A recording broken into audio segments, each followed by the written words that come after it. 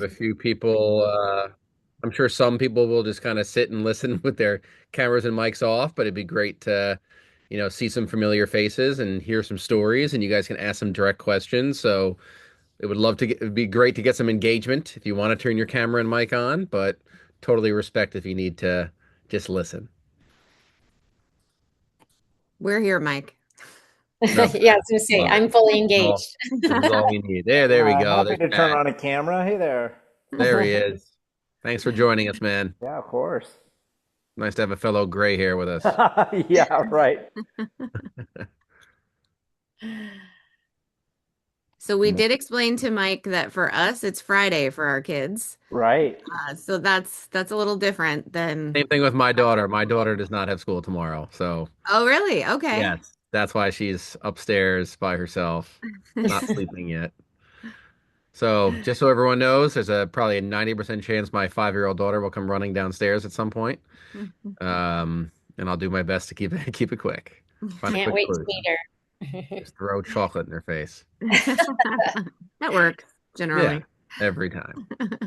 Jesse, you want to kick us off, and then we might have some folks joining us as we get started. Yes. Hey, everybody. I think we're going to have a lot of people watching the recording, given that it's Friday for our kids. But we're really happy that you all joined us. And I am Jessie Biaggi here for, although it does say Huff, I am here for SSALD. And we are sponsoring this with Michelle Ritter from Parent Edge. And this is the third installment of four. And Mike has some great content for us tonight and is covering or focusing on academics, but really what you all want to talk about, I think will help guide. And some people have sent in some questions for Michelle that she has sent to Mike. So Mike is prepared and ready to go. Michelle, did you want to say something?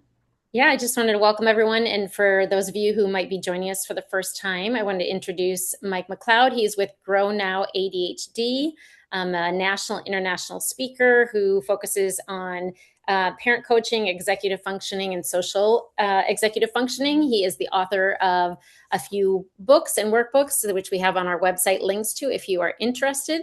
And we're just very happy to have Mike join us for this third topic. And for those of you who are joining, you'll see that the content kind of builds, and we're really excited because Mike has some super tangible strategies for us to use tonight. So thanks everyone for being here, and for those of you who will be watching the recording later, thank you for tuning in. So take it away, Mike. Awesome. Thank you so much, Jesse and Michelle. I'm so excited to be here again for our third installment. Last week I was doing my little book tour around the UK, which was a really great experience. So it was nice to kind of get away for a while and spread the awareness of the book and the research of the book within other countries was fantastic. But the whole time I was there, all I wanted to do was be with you people. That was it. I didn't want to be there. I wanted to be with Mercer Island. So it's a privilege to be back here. I'm so excited. I got, great feedback and messages from the last session, and here we are for the third. And it's not our last time together. We'll have a fourth. And I'm so excited. We can keep taking a deep dive. Hopefully, we get some great engagement from you guys and some questions and things like that. I did want to start with a little handout I created for you guys because Michelle was so kind to send over a couple of questions. And the first question was really, how do I begin to make my child's nonverbal working memory stronger? So, one of the best ways to sort of begin with that answer and that practicality is let's do a quick little review here of exactly what executive function is. So, we can look right here at this slide. There's a big push now to change ADHD to EFDD, executive functioning developmental delay. So if you have a child with ADHD, they have a disorder of executive functions. But I think, as we all know as parents, we have an entire generation of youth right now that's really struggling with executive functions. We have, a generation of youth that's getting the most socio-emotional classes and the most support and all the more outside services, but they're still, the most depressed. and very prompt dependent, and their ability to manage their emotions and challenge and all of these different things. We have an entire generation of youth. The studies are out now that this generation of youth is the first generation in human history to do worse than the generation before. Since the start of human history, we've always progressed, and this generation has not, because this is the first generation of youth where their childhood and adolescence does not involve so much outdoor, unstructured, unsupervised play, lots and lots of boredom. Boredom is how you build executive functions, and lots of struggle and consequences and accountability. And a lot of those things have been really taken from childhood due to the so many social pressures, and also the time when it's so incredibly hard to be a parent right now in this era of information overload and social pressures and things like that. So whether they're truly neurodiverse and diagnosed with executive functioning developmental disorder, or just delayed in executive functions overall. The first executive functioning, self-awareness. This is when a parent will call me and say, yeah, I really want my son to take Grow Now executive functioning coaching sessions. But the only problem is, I feel like I'm going to have to convince him to get on the sessions with you, because he doesn't even think he has a problem. He thinks everything's fine and I'm just annoying and on his back all the time. And I have to say, you're describing every kid in the history of Grow Now we've ever worked with. That's exactly it. So you're describing every single one. It's a lack of self-awareness. It's a lack of, they don't realize when I don't do my homework, I might get in a little trouble tomorrow. Or that lack of self-awareness when it comes to social perspective taking, of if I get dysregulated towards parents, it makes them sad or upset. Or understanding true cause and effect thinking and being aware of how your actions affect others and yourself. And then self-regulation, the ability to regulate your emotions, your language, your body, your behavior. This really is the core symptom. Dr. Russell Barkley calls ADHD self-regulation deficit disorder. It's a disorder of emotion management, emotion regulation, that inability to self-cue, self-soothe, self-regulate. That's really what it's all about. It's not hyper kids and hyperactivity. It's the inability to regulate your body. It's not inattentiveness and focus and attention. It's the inability to manage your thoughts. So self-motivation, the ability to motivate yourself towards non-preferred tasks, non-screen-based tasks, non-entertainment-based tasks, and then when they're home, left to their own devices, non-conflict based tasks. Because at baseline, the ADHD brain is a dopamine seeking brain, a path of least resistance brain, an instant dopamine brain. So it's always going to seek screens if they're available to them. So if screens are in their environment, they're going to choose those screens over literally anything else you ask them to do. I've seen ADHD kids choose a screen over ice cream. There you have it. So screens are available to them, they're going to choose screens. And if screens are not available to them, they're going to look for conflict. And who better to get conflict from than the unconditional relationships of parents, which is exactly why the majority of ADHD behaviors, for a little bit over 50% of the kids, are actually not seen at school. They're seen in the home. So for decades, we thought of ADHD as this disorder that only affects kids at school. And executive functions are a set of skills needed for school. So we always associate it with school. But for example, parents will call me now in May and they'll say, "Oh, I need to get my son in executive functioning coaching. He's always screaming at me. He won't shower. He won't brush his teeth. He won't go outside. He won't do his chores. But I know school's about to end and summer's coming up. So should we just wait until school starts again?" And I'll be like, every single concern you just mentioned has nothing to do with school. But that's what's so ingrained in parents' mind, is that executive function is school, when in reality, it's all facets of life. Executive functions are the greatest predictor of success for human beings. Then we have self-evaluation, the ability to learn from past experiences and apply it to the present moment so we don't repeat mistakes over and over again. And then, of course, we have self-language. So to break down self-language, let's take a little bit of a deep dive over here to help us really understand what's going on here. So self-language is the foundation of all executive functions. Without self-language, we don't have the ability to utilize those four pillars. And this all comes from this great work here. And I believe we reviewed this a little bit last time. Now we can take a little bit of a deeper dive into exactly what is nonverbal and verbal working memory so we can strengthen those systems and build up those four pillars. So Dr. Russell Barkley took the work of Dr. Lev Vygotsky and took that language into executive functions. So what Lev Vygotsky found was that from the ages of 0 to 3, kids will emit language to others.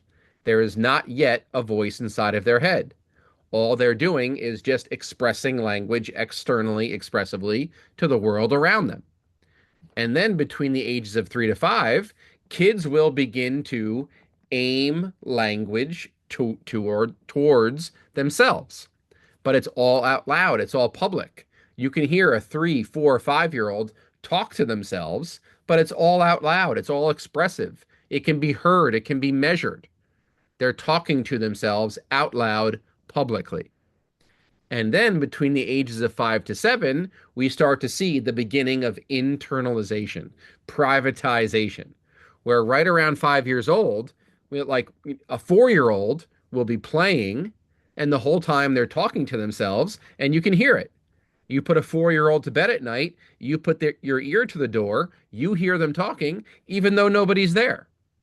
And then once they turn 5, we start to see them do this, where they're talking and they'll go, and they're talking to themselves, their mouth is moving, but you can't hear it anymore. And then eventually the language takes over the motor system, the face and the larynx become suppressed, and they no longer move their mouth. And they are having full internal privatized language right around 9, 10 years old. So over time, language goes from public to private, and the same with language. It goes from kids that just describe their world, dog, cat, car, bus, mailbox, to self-instruction, where they start aiming language towards the self. Below 5 years of age, language has not yet gained control over the motor system of the brain. Between 5 and 7, there's now been enough diverse experiences, development, and language gains control over the motor system of the brain. And my favorite quote in all of executive functioning land, what you say starts to control what you do. That internalized voice. Every single one of you on this webinar right now, you are in constant dialogue with yourself. The constant internal voice, the brain coach, the conversation you have with your brain. From the second your eyes open to the second you go to sleep, you are constantly talking to yourself. Our kids are not.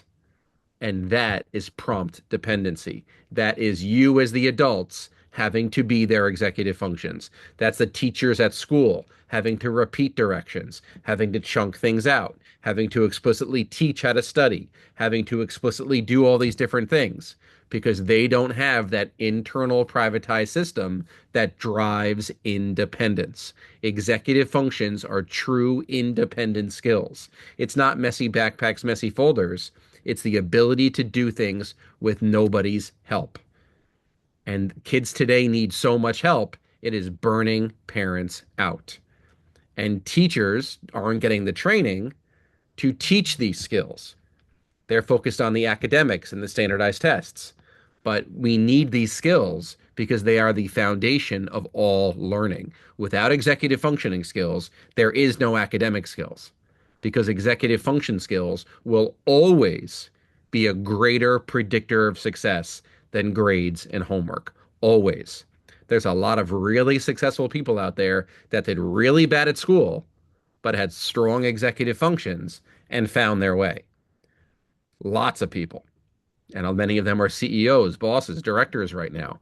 That school was never the place for them. They never fit into that one-size-fits-all mold of American education. But they did have the executive functioning skills. They did have the experiences and the relationships to figure things out. And that's always going to be most beneficial. And especially in this world of AI and technology, it's people skills, it's communication skills, it's flexibility skills that are the skills for the future, right? That's what employers are going to look for from this generation of people who are flexible, communicators, can work in a team. The soft skills are the new hard skills, right? That's the most important thing. So, the ability to self-talk, talk to yourself, talk to others, right? So when we're talking to ourselves, our face and our larynx are still moving a little bit.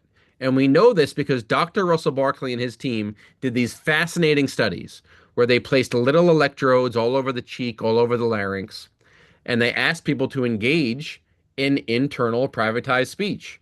And those electrodes pick up those movements as if they're talking out loud, but we can't see it with the naked eye.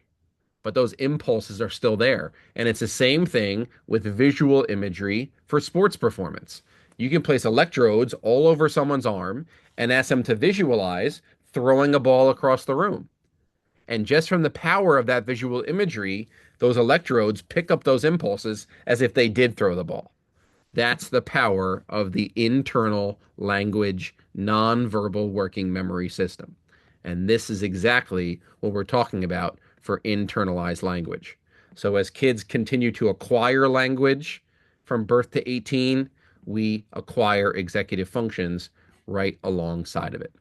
So this is what we're talking about here. Nonverbal working memory and the visual imagery system of the brain, and verbal working memory, the self-directed talk system. Nonverbal working memory, the ability to make mental movies of the past and learn from past experiences. Hey, I remember I actually studied a couple of days in advance, and it made me really confident for the test. It decreased my test anxiety, and I got a pretty good grade. So now next time a test comes up, am I going to do that? Right? Or actually, I remember in the past I forgot to study, I got a bad grade, and it really upset me. So I'm going to learn from that. Or I remember last week I missed the bus because I was so slow in the morning and I kept hitting the snooze button and I kept screaming at my parents when they told me to get out of bed. I didn't like the way that felt missing the bus. So I need to make sure I really speed things up in the morning. And we also have our visual imagery foresight, where we can visualize the future so we know what the future might look like so we can work towards that future. All executive functioning starts with nonverbal working memory and the visual imagery system. This cannot be understated. What are the two academic tasks that kids with ADHD struggle with the most? Reading comprehension and written expression. And why is it those two tasks? Because they require the most nonverbal working memory. What do we do when we read? We have to have a mental movie of what we're reading. And writing is even more difficult because we have to have it all organized up here and slowly transfer down to the pen and paper. So the nonverbal working memory system is crucial. Then we have the verbal working memory system, the self-directed talk system, where first we visualize and then we talk to ourselves. So we have an internal privatized voice. And in many of our kids, these systems are weakened and disconnected. But we need to strengthen them and have them work together in harmony. Very, very important. So over time, language goes from public, where we're expressing our language, to private. And the same with executive functions, where we're constantly focused on everyone around us, like many of our kids still are today, constantly focused on everything in our environment. And then we focus on the self, constant need for adult help, and then becoming independent. Executive functions are actions towards others, and then we decide to turn back to the self when we take an action to the self, to stop self, to inhibit what you would have done on impulse. That's executive functions. Stopping yourself from what you would have done on impulse. That's just the stop system. Now we need the think system. So step one in stop and think is stop. Step two is think. And part one of think is to visualize to yourself. re-image the relevant past, make a mental movie of the past, visualize the future, and then talk to yourself to make that future come true. And this is the thought process. If there's ever been a single sentence that sums up executive functions, it's this sentence right here. This is the thought process that every single one of you go through literally millions of times a day. Millions. When we tell ourselves, okay, if it's going to look like that, if the future is going to look like that, then this is what I need to do right now. So if the future is going to look like that, visual imagery, visualize the future, then this is what I need to do now. Verbal working memory self-talk. Okay. Let me just check on my daughter 1 second. I heard a loud bang. Give me 1 second. I'll be right.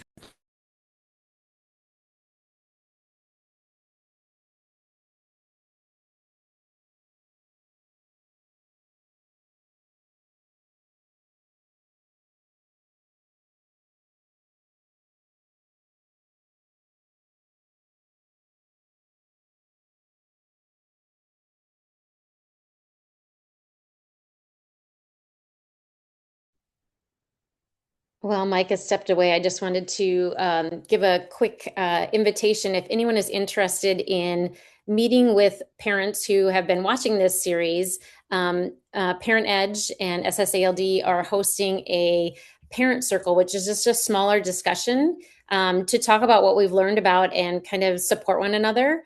The event is going to be on June 2nd from 12 to 1 at the Mercer Island Library. So the public library, not the school library. And we'll be sending out information. But if that is something you're interested in, being able to have this conversation in a smaller group and really talk about how we're putting these things into practice, we'd like to invite you to do that. And I'll turn it back over to Mike. Everything's good? Yes, everything is good. She banged her toe against the headrest of the bed. She's 5 years old. Sorry about that.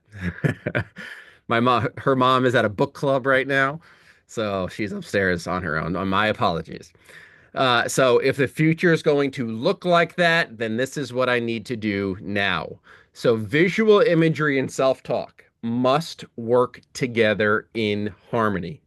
And there's quite a fascinating way to see this happen. And to do this, I'm going to call on my friend Pat Noonan. How you doing, Pat? I am good. All right. So I'm going to ask you a very simple question, and I'm going to have you answer it for all our friends here. Sound good? Yeah, sure. Okay. So this call will end in about 30 minutes, right? And I want you to describe in as much detail as possible what you're going to do from the end of this webinar until you fall asleep. Give us as much detail as possible. Run through the checklist in your mind. All right, Mike. Every single thing you're doing between What you this don't know, though, like I have a checklist right next to me that I already made for the night. So don't cheat with the checklist. Just tell us. Just visualize it and tell us. Yeah. No, so I need to go pack for a soccer for myself. I'm going with my son who pulled out all of his clothes. So I will likely audit his packing after I pack myself. I then need to load a bunch of stuff into the car to get ready for a road trip down to Portland. I need to buy a plane ticket for my wife to go hang out with her brother in LA. And then I also need to just talk with my wife about our plans kind of for the weekend. Is she going to come down and hang out? Is it just me and my son? We need to figure out, because we have 2 other kids to manage in this whole process. So that's kind of that's like the to-do list. And of course, like I need to brush my teeth and put on my pajamas and go to sleep and like do normal life stuff. But that didn't make my list. Okay, Pat, wave, absolutely perfect volunteer. I knew you would be. Now, so my friend Pat here has incredibly strong executive functions. And what a surprise, he happens to have a checklist next to him. Further proof that his nonverbal and verbal Uh, working memory yeah. are working together in harmony. So you have very strong executive functioning skills, and your nonverbal verbal skills are strengthened and work together because you showed something in that explanation that proves to me that those systems work together. Did anybody here pick up on it? What did Pat do that shows that those two skills are strong? Anyone? He used a lot of nonverbal hand gestures and other things Ah, there showing we as he was go. progressing. Mm. The gesturing. So that's exactly it. That's a fascinating thing to try with your kids, your students, whoever. Give them that exact task where they have to describe what is to come in the future. And what's fascinating is all you're asking them to do when you give them that prompt is to externalize their verbal working memory. The entire time the wheels are turning of their mental movie nonverbal, we ask them to externalize their verbal. And when you do that, it naturally makes the human brain gesture. In the beginning, there, I was a little nervous. I saw you peeking over at your checklist, but halfway through, you were doing the whole moving your hands around like crazy. And sometimes when it's virtual and people are sitting back in their own house, it could be hit or miss. But my friend Pat here has one of the strongest brains I've ever seen. Oh, wow. Thanks, Mike. And that's how it's done, but that's it. And it's fascinating. Try that with your ADHD kids. Try that with your kids that struggle with executive functions, and I can almost guarantee you their hands will not even move, and they will give you very little detail about what's happening in their brains. But when you start to do this, I've done this with people before that are like, "Oh, I'm gonna get in my car, I'm gonna sit down, I'm gonna drive home, I'm gonna go home, I'm gonna shower," and they gesture out the entire thing because there's an actual scientific term called mimetic ideational information processing.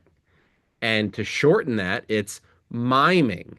You're miming out the future. Mimetic ideational information processing. And that's what it is. You're going through information processing and it forces your brain to mime it out. So what you were doing with your hands was basically like you checking things off of a checklist, but you were swiping it away, right? And that's what it's all about, the ability to gesture and mime out that future. So, one thing that is incredibly helpful for parents is have kids gesture out the future. Let's say you're sitting in the living room with them. Let's have them pretend the living room is the classroom. Show me what class is like, act it out. Or you're sitting in the living room, have them pretend they're in their bedroom. Show me your nighttime routine. You're sitting in a separate room. Show me what you plan on doing for homework. Mime it all out for me. Have them do a full on mimed out rehearsal of what's to come, of a non preferred task. Before they go on a play date, to a birthday party, whatever it is, have them act it out in a separate time and place from where you're going to execute the task. And what's so fascinating about all of this, I think I have the exact percentage here. Yeah, 90% of task planning takes place in a different time and space from where you actually execute the task. So this is one of the best things for teachers to do to help kids go home, start their homework, initiate, persistent, complete it, and all the various ways to study. They can act it out in the classroom. Pretend you're at your house. Pretend you're in your room, your kitchen, your living room, whatever, and show me how you're going to study. If teachers would take 5, 10 minutes for kids to be able to actually visualize and pretend they're in their house studying, it is setting them up for so much success when they're actually there because all the task planning takes place in a different time and space. So incredibly important. And especially as they get older, I don't know if I share this information here. This is the time horizon. So we talk about nonverbal working memory and foresight, the ability to visualize the future. This is how far into the future kids can see. When they're 2 years old, they're stuck in the now. They're babies. 3 to 5 years old, just a couple of minutes into the future. Then once they get to first grade, third grade, first grade, second grade, third grade, they can start to visualize several hours into the future. So a little bit of work in those last couple of periods at school can really set kids up for lots of success after school, which makes your parenting a heck of a lot easier, doesn't it? Because how much are our kids really not utilizing their time horizon at school because they're not getting executive functioning scaffolding in those last couple of hours at school? Think about that. If they were at school building up thought processes, building up working memory exercises for what to do when you get home, it wouldn't be so much task paralysis, right? That ADHD full on task paralysis. Oh, I have nothing for homework when they know they have things for homework, right? Oh, I don't know how to do this. She never taught us this, right? All that nonsense. We would be setting them up for so much more success, so much more confidence, so much more self-worth if we put a little bit more work into this time horizon. Does that all make sense? And that's a huge, huge piece of it. So using that aspect of it. So this whole aspect of nonverbal working memory brings me to the worksheet that I created for you guys. And from my good friend Linda Murphy, who was a previous guest on my podcast, a fellow speech and language pathologist, is this idea of declarative language, an incredibly powerful tool for parents to start to use. Because us as adults, we're high functioning adults. We go to work, we get our work done, we raise our kids, we get through those first couple of years of infancy and toddlerhood. And, we're all about productivity. We're proactive people. It's who we are, especially moms who carry that mental load every single day. Whether they like it or not, the mental load is, a real thing. It's a real thing, and it leads to some serious parenting burnout. And when we're stuck in that mode, we tend to use a lot of directive language. Go put your shoes on, go to bed, go do your homework. And you're just telling the child exactly what to do. That is not helpful for two reasons. Number one, it causes them to be reliant on your prompts. It keeps them prompt dependent. And it keeps it creates the whole vicious cycle of keeping that parenting mindset of nothing gets done unless I step in, because the child doesn't do a single thing. They're left. My daughter's yelling again. I'm so sorry. Give me 1 second.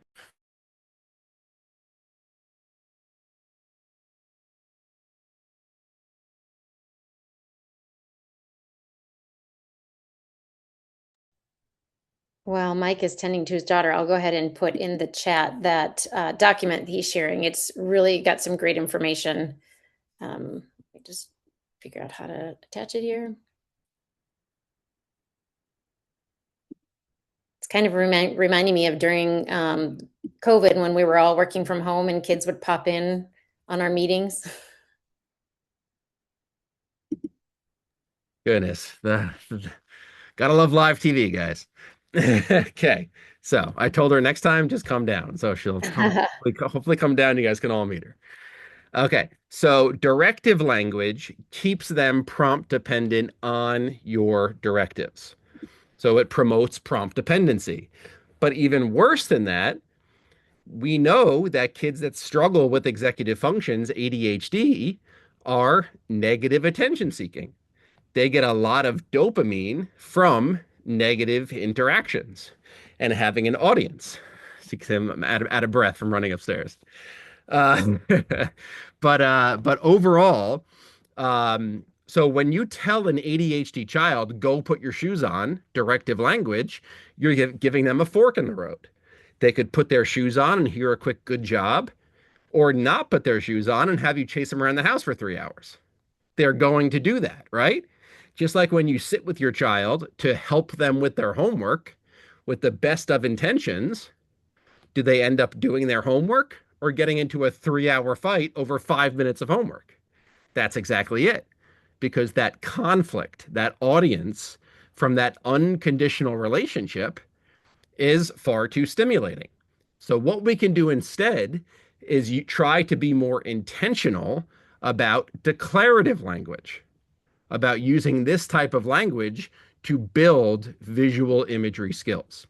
So declarative language right here is a communication style rather than issuing commands or firing questions, both of which put a child's nervous system on high alert. Directive language triggers the fight flight response.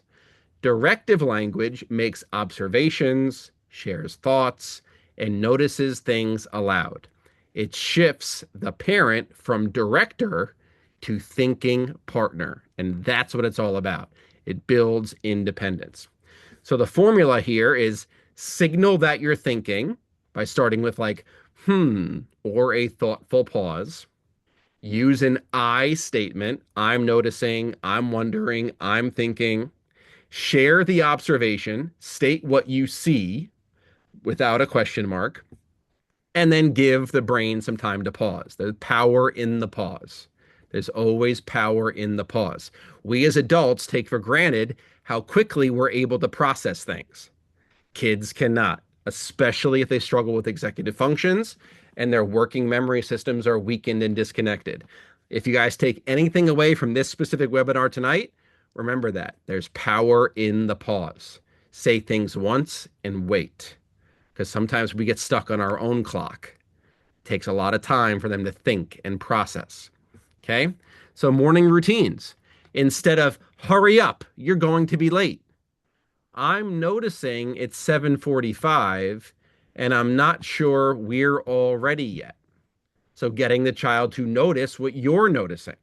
So all that's doing is externalizing your self-directed talk. Because first, you as the adult, you as the parent, you noticed it was 7:45 and you noticed your child wasn't ready yet. So that calls you to say, hurry up, you're going to be late. But instead of saying that, we kind of sportscast. I'm noticing it's 7:45 and I'm not sure we're all ready yet. That's not putting the directive on them and it's not forcing them to do a specific thing. Instead of put your jacket on, I'm looking at the weather app and I'm thinking about what we might need today. Or I'm wondering how you're going to feel when you go outside. I'm wondering if you might be really cold, right? All these different things, right? And different things for homework in school. Did you do your homework? I'm noticing your assignment sheet has a few things on it. I'm not sure what's been checked off. So I'm going to send you guys this entire sheet. There's things for homework and school to use declarative language, overall planning, transitions, screen time, life skills, chores, social situations, all of these things. Declarative language is great. There's a great book called the Declarative Language Handbook. I once did a podcast called Education Chapter Chat because I have no life at all. And I used to read education books and I would interview the authors like chapter by chapter. Every episode would be a chapter. And I read the Declarative Language Handbook and I interviewed Linda Murphy and we broke down declarative language. So that's available to parents for free on Apple Podcasts and Spotify. And you can hear from Linda the benefits of declarative language. It's actually one of the more preferred parenting parent training strategies because it's kind of fun to do. And it doesn't require you to be the bad guy like so many other strategies are that parents aren't comfortable with. And you certainly can't blame them because it's hard enough already than to be the bad guy. But declarative language is great because it triggers that nonverbal working memory and it causes the child to have to notice and do. And that's what it's all about, right? That's what executive functioning is noticing and doing. I notice something has to be done, so I have to do it. And that's what we're trying to build. Decrease prompt dependence, increase independence. So obviously threw a lot at you guys, a lot of information. I think what would be great right now is some of you guys take yourselves off mute, ask a question, share a story, and let's have a little back and forth for the last 15 minutes here. Mike, there was a question in the chat earlier, but I didn't want to interrupt. So I think the question was about ADHD, and do we know, a lot of the research says it has to do with dopamine levels. And I sense that's a lot of what you're talking about. And what you've been telling us is, yes, your child is seeking And so we need to figure out ways to manage with these strategies to help them overcome their inability to like move forward with things. So I don't know if you're reading that question, if you want to respond to that, if you have some of that background about how dopamine and a lot of kids are on medications that help them focus, and how does that interact with the strategies you have? So I'm trying to understand the basis of ADHD. A lot of what I read is that it's a medical disorder regarding the availability and uptake of dopamine. But this series is talking about managing screens and using habits to be able to focus better in school. Which is it? Is it both? And if it is, it's absolutely a medical disorder. It's a true neurodiverse brain. It's a true disorder. A lot of those things have become a little taboo to say, but yes, ADHD is definitely a disorder. It is not a neurotypical brain. The brain is different compared to individuals of the same age and same gender in structure, function, and development. And the most important thing is development. The brain develops over the first 30 years of life from back to front. So the frontal lobe is the last to develop, not fully developed until 30 years old. And with ADHD, it's going to be a lag in these executive functioning skills. And the reason I mention screens is because the ADHD brain is missing its hindsight, learning from the past, and it's missing its foresight, visualizing into the future. So this is the true time-blind, instant gratification brain that is constantly in dopamine seeking mode. So it's constantly seeking dopamine. What is giving me instant gratification? Because what's that word that's so synonymous with ADHD kids? They're so impulsive. They're so impulsive. And part of that is they're constantly seeking dopamine. They're constantly seeking some sort of stimulation. It's a stimulation seeking thing. So screens, which, now like the Surgeon General just had a very dire warning yesterday. We've now been through over a decade of screen use in kids and at school. And we know how absolutely horrible it is for all developing brains. Brain rot is a real thing. Digital dementia is a real thing. And who is the biggest victim to this entire rise of screens pushed on kids? It's our neurodiverse kids. So you cannot discuss ADHD in 2026 without also discussing a very debilitating screen addiction and constant need for screens. So part of the well-being and the treatment and strategies, you can't discuss strategies and well-being and improvement for ADHD kids without also discussing screens. Because you can do all the parent training you want, you can do all the therapy you want, you can do all the counseling you want. If your child is still spending the majority of their day in the virtual world, you're not going to see progress from any of those different things. So their brains are always going to seek instant stimulation, and that's what screens do. And if screens are not available to them, they often seek conflict from unconditional love parents. So that's really what we're getting at here is the ADHD brain gets dopamine in different ways. It produces lower levels of dopamine. Medication, all different medications can affect dopamine levels, affect regulation levels, focus levels, stimulants, SSRIs, all those different things. But at the end of the day, you are what you most continually do, right? And if an ADHD kid is on screens a lot, then it's going to significantly increase their dysregulation levels. Did I answer that correctly or helpfully? It was my question. Oh, nice. Excellent. Yes, Yeah, I would love to hear your thoughts on my response. yeah. No, thank you. I mean, look, I totally agree with you with the screens and the dysregulation and all that stuff. And I've really enjoyed the series. Thank you. I guess like I'm really trying to understand my kids because like you talk about like the dysregulation at home and they're great at home. Like they Excellent. like the conflict isn't a thing. They're amazing kids. Like I don't have issues. But at school, the focus is really hard. Yeah. Um, so I, Another important thing to continually reinforce is when I'm reading off of a PowerPoint all I can do is talk about the majority of Yeah. ADHD kids. So I'm constantly talking about 51% Yeah, of totally. ADHD kids. Lots of ADHD kids really, really struggle at school. So give me some more Yeah. information about what's happening at school. Well, I mean, look, it's also complicated because like my son who has it also has dyslexia. So like, Yep. right, complicating factor. But I'm wondering like where do meds, which I would love to not medicate him if I didn't have to, but where do meds come in versus these kinds of interventions for kids where like at home they're strong, socially they're very strong. Like they have long-term, really high quality friendships. I don't ever notice any sort of ADHD in their friendships, but then school, it really comes out. So like what would you offer as like from your experience, what kind of balance works in terms of behavior versus meds for kids where school is the primary, if not only area where they really struggle? Well, that really depends on what's happening at school. What are the exact behaviors that are being reported at school? Just spaciness.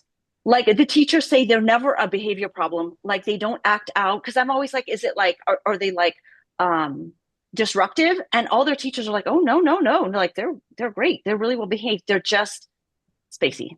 And so it's just their own learning. Like the other kids aren't being impacted, the teachers aren't being impacted, but their own learning is really being impacted because they're And they spacey. were and there's an official ADHD diagnosis. Yeah, they both have been diagnosed. Yeah. Was auditory comprehension disorder ruled out? For my son, yes. For my daughter, no. Uh, I'll you make a know, note of that. yes, that's something I would look into. That's incredibly common with dyslexia is auditory Oh. comprehension disorder. The fact that they are so what does the spaciness look like? Are they getting lost on school technology or are they just staring around the room? I mean, as the teachers reported, it's not just on technology. It's like the teacher will be giving an instruction or talking about something, and they're just kind of like, they just look like they're daydreaming. It's always reported like they're just daydreaming. And what is their age? My son is in eighth grade, and my daughter is in fourth grade. And you're getting the report on both of them that they're both spacey. Mhm. Do they get a lot of like outdoor play and exercise? I mean, yeah, I mean, they like, well, my daughter gets recess, and then my daughter dances. She's in a dance company, so she dances a lot. Nice. And then my son plays basketball. He plays basketball 4 nights a week. Beautiful. So, Yeah. like, they're Okay. very involved in sports slash dance. Um, can I ask if their dad is a little spacey? You know, he's not. uh, Sometimes, actually, like sometimes, like I joke that he listens to 2% of what I say, which I can't believe I just said in front of this whole group. But we're friends This here, is why right? this is why I love this stuff, guys. Seriously, this is why I totally understand like me sharing information off a PowerPoint, but oh, Angela's back. Hi, Angela. Just seeing everybody like I'm so eager to like get to know you guys as individuals. That's why I feel like I made a mistake in that very first session, jumping right into the PowerPoint and throwing a lot of scary information at you guys. Like you guys have such great stories to tell. And every single one of you are here for a different reason. Every single one of you have different kids with different strengths and weaknesses. And I loved the information Angela shared last week, and now everything you're doing, Pavla. Like this is fantastic. You know, you sharing this information about, hey, Mike, you're talking a lot about screens, you're talking a lot about home, but I'm seeing trouble at school. This is the information that really helps, not not my lectures, right? So this is awesome. Um, so to me, you're doing a great job getting them involved, dance, basketball, angels at home, for the most part, of course. You know, within And reason, but like they're not yeah, problem kids in any way. and lots of friends, no social issues. Great. Like So they hang out so with their friends every day after school. so here's the thing. Here's the thing that a lot of parents don't realize. It takes more focus and attention to make friends and keep friends than it does to be successful at school. So So if why there's are a they struggling so much? Because socially they do great. so are their grades poor? Um, Or is this just they're observation of them being spacey? They're okay. I mean, my son is now at a school for dyslexia, so his grades are better, much better. Now Okay. they're okay. My daughter, it's like especially with math, with all the steps, it's hard for her to keep up. Okay. Um, how old were they? How long ago was the ADHD diagnosis? Was it both of them or just one of them? My daughter just this year. It actually just started last year. Like kindergarten, first, second were great, but then like third, it started showing up, and fourth, it definitely has showed up. And then I mean, my son was a COVID kid, so, And but my and son, I part feel like it was part of earlier. the diagnostic criteria is that that symptoms need to be prevalent. I don't always agree with Mm-hmm. this, but symptoms need to be prevalent in two out of the three locations: Mm-hmm. home, academic, and social. And you only see it at school. I wouldn't agree with that for either of my kids, but they've both been Yeah, diagnosed. yeah. Do you still have the evaluation? I mean, yeah, I think I'm sure I could I find would it be because more I than happy filed to. I'd be everything more than away. happy to read it for you and do a Zoom with you like later this week and break it down with you if you'd like. Okay. Yeah, Yeah. I'll reach out to your email. Yeah, yeah, yeah. Anything I could do. If anybody else, wants to meet one on one and keep doing these things, totally. Yeah, I would love to do that. Because to me, I think we have to dive a little bit deeper here. Um, dyslexia is not just with reading, it's also the intake of language. So dyslexia, a lot of people think that dyslexia is they look at a paper and words are all Mm-hmm. over the place. That's almost insulting to dyslexic people that people think that. When in reality, Mm-hmm. it's language comprehension. That's why I Mm-hmm. mentioned auditory comprehension, but it's the comprehension of language. But the fact that their peers aren't picking up on it, that's the biggest red flag to me. They're so Yeah. successful socially. Social requires way more executive functioning than sitting in class and listening to a lecture and doing math problems. Mm. I would love to talk to you more one on one because this has been Yeah, baffling. And I'd even asked like yeah. my son's best friend, like, do you ever notice anything? He's like, no. Like Mm. he's like fully there. There you go. So there you have it. And what about when he's playing basketball? What about on the basketball court? No, he's like he's into it. There you He does go. not look spacey at And all. any And his any coaches never complain. any reports from the dance teacher for your daughter? No, I've seen her dance classes. Sometimes she does seem like a little bit of a space cadet in dance though. Same thing with Have to same thing with admit. Eden back here in her dance class. Mike, Oh. I was just going to share.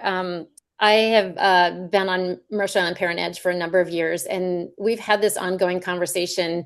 And what it sounds a little bit like too is our community is so high achieving that we tend to compare our kids and where do they fit in kind of in this stratosphere?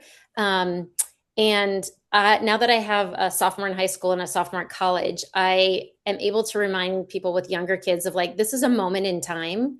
And it sounds like your kids are thriving, other than this one piece where they're maybe not focusing. Um, and to know that they're going to grow and develop. And what feels really big right now, 6 months from now, might be like, oh, I was so worried about that. And it was a little blip. So I just share that. And, I have a son who has some of the same challenges. And we did all of the evaluation and found out he's twice exceptional. And I was like, oh, that Mm, makes a lot of sense. Like some of these things were coming so easily. But then his teacher mm, would say, when he's writing an essay, he's doing that spacey thing. And so when I talk to mm, him, he's like, I can't get the idea from my head down to the paper. And I look at my partner and it's so easy for them. And so we mm, found out he had dysgraphia. So it sounds like, mm. some of the similar things. And so it's good to acknowledge and also to be like, okay, he's probably going to be okay. Like it's a moment in time. And we just keep, bolstering and working on that strength-based parenting because it sounds like they're thriving in all of these other areas. So from a parent who's kind of been through it, and then there are other times where you're like, this feels more serious. I probably need to Mm. get more support. And I know Jessie is able with her SSALD group to really help parents who are like, yeah, my child really does need some accommodations and some other support. So it could go either way. And I just think it's really hard for parents in our community because we have these really high achieving expectations. And sometimes it's okay to take a breath and be like, what does my child need right now? Yeah, Yeah, totally. and at the end of the day, if we're being totally honest about human development and success, success at home, executive functioning at home, and social executive functions are way stronger predictors of success than academic executive functions. School is not a real world environment. School's a controlled environment, almost like a, an academic daycare, basically. Like when you really think about it, if they're able to use their executive functions at home, follow directions at home, get ready in the morning, get out the door on time, go to bed, interact with siblings, follow the rules, do their chores, go outside, play, and able to make friends and keep friends, those are far greater predictors of success than executive functions at school. I saw Angela has her hand up as well. Yeah, I had a question. It's interesting what Pavla describes. The thing that came to my mind, and I'm kind of curious because if we talk about ADHD versus ADD, how does that differ? Some of the ADD stuff presents sometimes a little more spacey, right? So interesting how I'm assuming the ADD versus the ADHD, the coaching would be the same from the parent perspective and the gesturing and the externalizing this sort of stuff. But is there a difference in the way you would approach that specifically to ADHD versus ADD? Does that make sense? Yes. So ADD is not like technically a term used anymore. It's just ADHD inattentive, ADHD hyperactive, There ADHD you go. combined. Okay, inattentive, Yeah. probably what. Yeah. And really at the end of the day, it's all self-regulation. Do you have difficulty regulating your body or regulating your mind? So it's all that. So that's certainly, this is what Sorry they in the old terminology there. I'm Oh, not. all good, all good, all good. So this is what they used to call back in the day. You want to hear real old terminology? They used to call it sluggish cognitive tempo. That was a real diagnostic term that we used to label it as sluggish cognitive tempo, one of the worst diagnostic labels in the history of diagnostic labels because it's so ridiculous. And that eventually evolved into ADHD inattentive type, which is now the combined type and that aspect. That's certainly a possibility, but because there's also a dyslexia diagnosis, that to me makes me think more of the dyslexia side of things. It is very, very possible that their dyslexia was misdiagnosed as ADHD. I've seen that happen many, many times or maybe there's dyslexia and ADHD, but ADHD was labeled as the primary, dyslexia secondary, when really dyslexia is the primary. Because what you're describing here, because you can be in it, because if this was true ADHD inattentive, this is why I asked this question earlier, it would show up socially and the peers Mm. would get frustrated with them because they wouldn't Mm. be paying attention to their play. And yeah, it would show up on the basketball court, right? It would show up in various environments, not just in specific Mm. classes. I've thought about that. Like I always thought that ADHD was the bigger problem. And I think maybe he has some, but maybe dyslexia is like Yeah, the primary. the big Yeah, the big kahuna exactly. here. Exactly. But Michelle made a Mm. fantastic point. You are describing two kids where if you had the scale and it was strengths and needs, their strengths are number one. You're describing two kids that are thriving in so many different ways and some spaciness recorded by teachers in no way, shape, or form outweigh the positives that you're seeing. Well, thank you for saying that. I just like it's like the school stress, like they're like they don't feel good about it at times, a lot of times actually. So Yeah, that and kind of that kind stuff. of that kind of puts them in the majority of kids these days. Yeah, that's true. With their thoughts and feelings towards school, with how broken the school system is. But the fact that you have them in dance and like the fact that you have been such a proactive parent and given them a third place and an identity outside of school, where your son is not just I go home and I do whatever and I go to school where I feel like crap. He's also, I have all these friends that I have a great time with. I'm on the basketball court and I feel good about myself. So you being a proactive parent have allowed their disruptions at school or lack of success at school to not define them. And that's parenting. Thank you. I hope it stays that way. Absolutely. It's Thank you. fantastic. This is why I love this. I love this group. Can we, why are we only doing four? Can we do more than four, please? What do you guys think? Let's do more than four. We ran out of money, Mike. Pat, what do you think, Pat? Huh? What do you think, Pat? Huh? This is great. You guys are like, when I interacted with the teachers were incredible, and like you guys are just like, it's so rare to find such a proactive, educated parent community of that people who just get it and people who are willing to do whatever they need to do for their kids.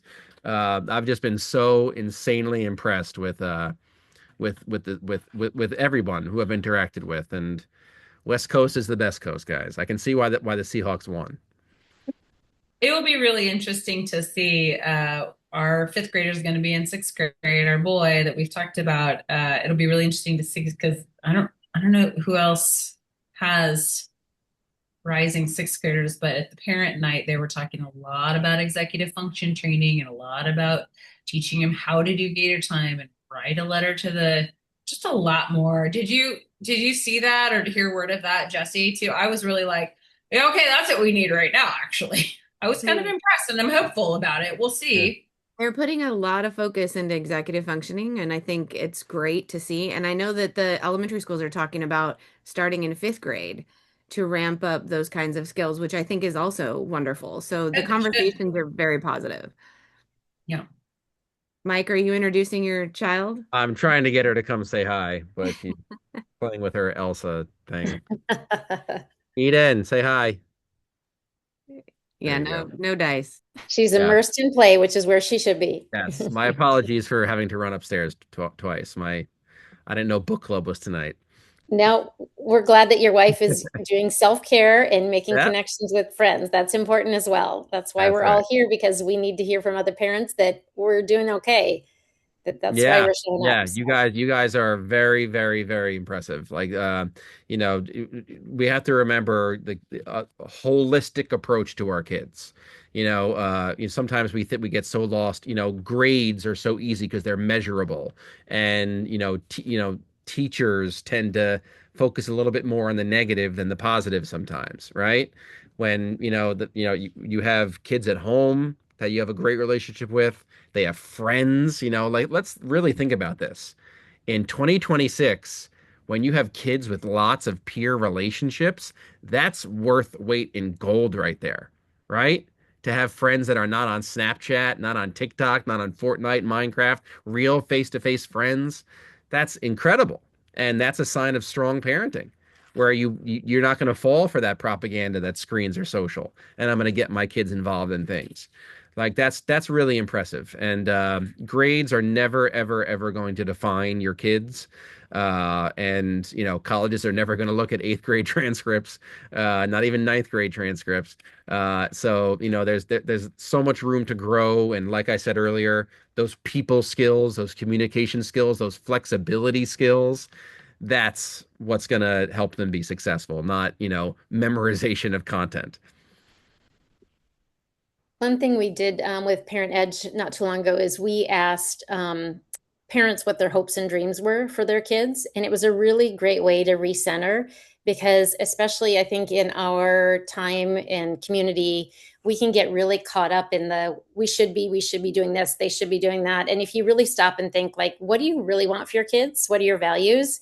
And sometimes the academics or the things that feel really important right now, they kind of drop off and you're like, oh, Yeah. my kids are polite, they have friends, they have connections, they have integrity. And so sometimes, as Mike said earlier, as parents, we have so much information coming at us right now. And so it's good to remind ourselves, like, we're all doing good. Like, our kids yeah. are struggling. And what is most important in our family? Is it, that they do the dishes tonight, hopefully, that type of thing, but also in the bigger scheme of things. And we did do this project with Parent Edge where we asked the parents, what were your hopes and dreams? And parents said everything from, that they have strong relationships and that they are happy in the work that they do. And then we asked kids, what do you think that your parents want for you? What are their hopes and dreams for you? And almost every kid said to get into a good college, to get good grades. One kid said to not get into jail. And it was really an interesting juxtaposition of what kids thought that their parents wanted and versus what parents. And I had to say to a few high schoolers, parents aren't always the best at communicating what's important to us, because all they hear us is like, how was school? How did your test go? Did you, do what you needed to do for homework? And so when I hear students and get a chance to interact with, especially high school students, it's such a great reminder of like, oh yeah, sometimes we need to pause and take a deep breath and know that we're going to be okay. So just by Exactly. everyone showing up Yeah. tonight is awesome. Yep. And when your kids graduate high school and they have that diploma in their hands and you ask them their favorite memories of the past 12 years, it's not going to be, oh, the A plus on that test or the A plus on that transcript. It's going to be the experiences. It's going to be the basketball games. It's going to be the friend hangouts. It's going to be playing the board games with mom and dad and all the movie nights and things like that. That's what defines a character. That's what defines a person, are those experiences. And that's what I've gotten a lot from this incredible parenting community. Parenting is just that one fascinating thing in life, especially for high performing adults. Let's be honest. So much of life is measurable, trackable. You can track the progress. The harder you work at something, the more the results come in, the more you see the fruits of your labor. If I go to the gym and I work out every day, I'm going to feel better muscles. If I work hard at a diet, I'm going to feel more thin and better, right? But parenting is that one phenomenon in life where it feels like the more you do, the less comes out of it, right? Right? 2 steps forward, 10 steps back every single day. That's parenting. And that's what it always is. It's impossible to rip out that feeling that you're not falling completely behind. And we live in a world now where parents don't interact as much as they used to. And what I love so much about this community is you guys seem really close knit, and I think this is really great. And I think the more we can kind of share these internal thoughts and feelings, anxieties we're having about our kids, we're going to see that the majority of us are feeling those things, right? But this is definitely a group that is just so far ahead of the curve and is just doing so much more right than wrong. And you guys should be really, really proud of yourselves. And on that note, we will sign off. I know we're a little over time, but thank you all for being here. We appreciate it. And Mike, thank you for sharing those tips. I think a lot of the things you're talking about are the things that as our kids grow and become young adults and full-fledged adults, that those are the skills we want them to have to be able to create the life that they want. So look at you, cutie. Yeah, look at that little face. Called you cute. He called you cute. Yeah. Enjoy your long weekend, everyone. And thank you Yeah. for being here. Yes, thank And you feel for free to joining email us. me if you want to have any side conversations. Great. We'll see you again next Thursday for our last number 4 in this series. Thank you, Michelle and Jesse. Appreciate you guys. Thanks, everyone. Good night, Bye. Ian. Say bye. Bye. See ya.